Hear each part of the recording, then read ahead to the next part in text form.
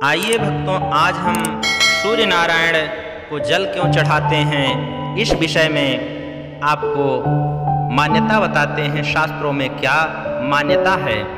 सूर्य ग्रहों के स्वामी कहे गए हैं। पंच देवों में जो 5 देव हमारे हैं, उसमें से सूर्य एक देव हैं। सूर्य को प्रत्यक्ष देवता माना गया है शास्त्रों में। सूर्य काल का निर्धारण करते हैं, समय को निश्चित करते हैं कि इस समय कितना टाइम हो रहा है, और आपके जीवन में भी उसी तरह से करते हैं। जीवन को व्यवस्था सूर्य ही प्रदान करते हैं। अगर सूर्य नहीं निकलेंगे तो समस्त मानव और पशु पक्षी जितने भी जीव हैं चराचर, सबके लिए संकट खड़ा हो जाएगा। पुराणों में लिखा हुआ है कि सूर्योपासना से सभी रोग नष्ट होते हैं, सभी रोगों का नाश हो जाता है।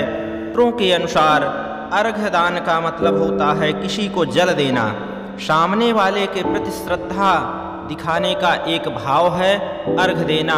जैसे आपके कोई घर में आते हैं, आप उनको बोलते हैं आप जल स्वीकार करेंगे, जल पिएंगे, ये आपका एक श्रद्धा उनके प्रति दिखाने का एक माध्यम है, प्रकट करते हैं आप। स्नानादि के बाद भगवान सूर्य को अर्घ्य देने का अर्थ है कि जीवन में संतुलन बनाने के लिए, संतुलित रहने के लिए आप करते हैं। जहाँ स्नान के लिए नदी या सरोवर उपलब्ध हो, वहाँ सरोवर में आप जब जाते हैं तो गीले वस्त्रों के साथ, जल में खड़े होकर गीले वस्त्रों के साथ अर्घ्य देना चाहिए।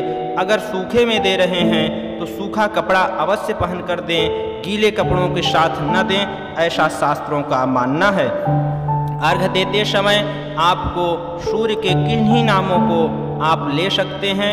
ओम सूर्याय नमः, ओम रवये नमः, ओम भास्कराय नमः, दिनकराय नमः। इनमें से कोई भी या अन्य जो सूर्य के पर्यायवाची हैं नाम, उनमें से किसी का भी आप जाप करते रहें, या तो गायत्री मंत्र को मन में बोलते हुए अर्घ्य दे सकते हैं। ध्यान ये रखें कि तांबे का लोटा होना चाहिए, उसमें हल्दी या तो लाल कलर कोई भी उसमें डाल के उसको लाल कर लें या पीला कर लें, तभी दें। सादा जल को नहीं देना चाहिए, ऐसा शास्त्रों का मानना है।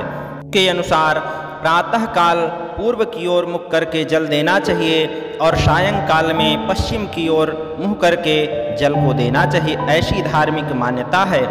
सूर्य को अर्घ्य दिए बिना जो अन्न ग्रहण करते हैं उनको प्रायश्चित लगता है, पाप लगता है। मान्यता है कि सूर्य को अर्घ्य देते समय गिरने वाले जल वज्र के समान बनकर सभी रोगों का नाश कर देते हैं। रोग ही इस समय हमको कलयुग में राक्षस बताए गए हैं, जो हमें परेशान करते रहते हैं। चढ़ाने की प्रक्रिया को आप देखेंगे कि जल और सूर्य की किरणों का आपस में जब मिलन होता है, उससे 7 रंगों की तरंग उठती है, और वो जल चढ़ाने वाले के शरीर पर पड़ता है, जिससे हर तरह की रोग नष्ट हो जाते हैं और उसके शरीर में दिव्य तेज आ जाता है। यह सत्य है, इसे स्वीकार करना ही पड़ेगा।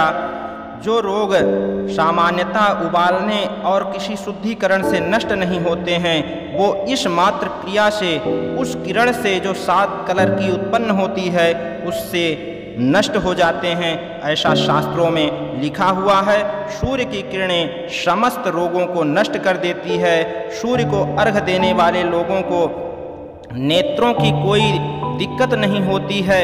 सूर्य हड्डी और आँख का देवता कहा गया है शास्त्रों में, इसलिए ज्योति और आँख जो है आपकी ठीक रहेगी अगर सूर्य को अर्घ्य देते हैं। हड्डियाँ से संबंधित अगर किसी को दिक्कत है, अगर वो सूर्य को अर्घ्य देंगे तो निःसंदेह ही उनके ये रोग दूर हो जाएंगे। नसों की जिसको दिक्कत है वो भी दूर होगी। आप सूर्य को अर्घ्य दे दें। घड़ी की तरह, जैसे घड़ी चलती है उसी तरह से आप परिक्रमा ले लें, और एक पीला फूल या तो लाल फूल हो तो सूर्य नारायण भगवान को अर्पण कर दें। इस तरह से अगर जल आप सूर्य को चढ़ाएंगे तो निঃसंदेह ही आप देखेंगे कि आपके रोग नष्ट हो गए हैं। अगर ये जानकारी आपको अच्छी लगी है तो चैनल को सब्सक्राइब कर लें, लाइक कर दें, और अपने मित्रों को, रिश्तेदारों को, सबको ये शेयर करें, जिससे वो भी इस जानकारी को जान सकें और सूर्य नारायण भगवान की कृपा को प्राप्त कर सकें। आशा है आप लोगों को जानकारी मिल गई होगी कि सूर्य को जल चढ़ाने से क्या होता है, सूर्य को जल क्यों चढ़ाया जाता है। ओम नमो सूर्य नारायणाय नमो।